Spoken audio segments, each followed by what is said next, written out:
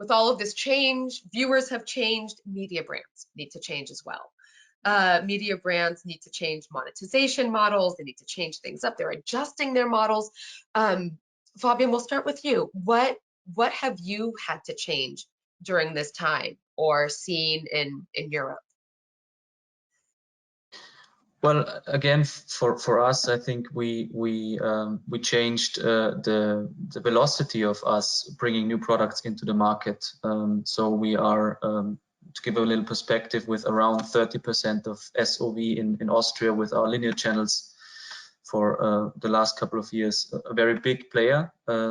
So we are confident in that. And besides that, we just picked up velocity and innovation, and as you said, us daring this to launch with new products. So podcasts, we did a live quiz show that we now suspended just 2 days ago, but it was quite a successful ride with Quip. And in short, we just tried out new things, and we tried to combine everything into a 360-degree perspective, tailor-made for our Austrian customers, as you said, to really put your brand on every possible funnel, on every possible type of engagement. And we see linear as the big branding machine that we do for a couple of years. Then we have stuff like podcasts, which are more into engagement and more into native ads. And then we even tried out stuff with addressable TV and with Quip, the live quiz app for conversion. So we can cover the whole funnel, and that's why we think 360-degree approach makes sense, and we can offer that from one hand. Great, Terence, educate us. Share some insights, please. Well, I think that obviously we as marketers have had to see how things have played out, and obviously we're not really in all that better of a place now than we were 6 or 7 months ago, and I don't think anybody could have necessarily predicted that. And for anybody that's ever worked in a media agency or a creative agency, the unspoken law of the land is you spend your budget or you expect to have less budget the next year. And that is something nobody wants to have to deal with. So while there was obviously this contraction and pause during the beginning of the year, we are seeing everybody figuring out how to make the best use of their budget during this time.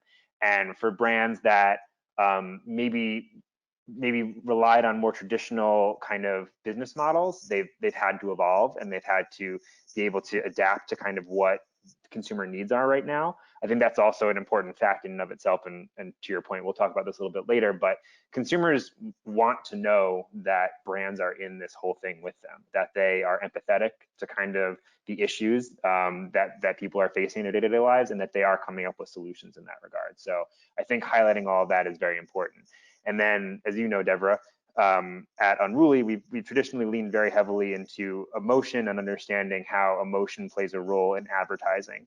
And while this is a strange time for brands that maybe want to drive that lower funnel activation and drive people to store because some of those avenues are just closed right now, it is still just as important a time to be present and top of mind for your consumers, because if you do go dormant, if you do say this is just a waste of money because I can't get people in the door, you potentially risk ceding market share to a more aggressive partner or more aggressive competitor. So you need to take this opportunity, if you don't have the opportunity to drive those lower funnel actions, to kind of move up the funnel and take the opportunity to brand build and still put yourself out there, still inform your consumers what you stand for, align yourself with them, give yourself a persona, again, like take advantage of that opportunity to be empathetic. But brands need to do that. They need to spend their money, and they need to do it in a way that's logical.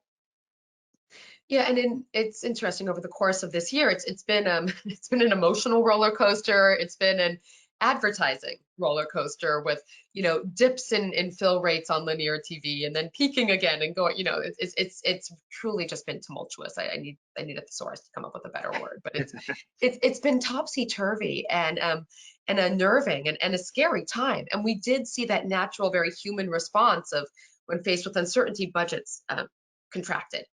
And I think you make a really important point that we're seeing that change, obviously, right? The basis of this conversation and the things that people can read in the trades. We're seeing that change. It's like the industry has pepped up, especially in the last month or so, and realized that if I want to have a successful 2021, I need to act. There is a cost to inaction, which I think you're also alluding to. But those that are faster, as Fabian mentioned, right? Having the daringness to move quickly, make a decision and act on it, there is an opportunity to have that greater share of voice right now too.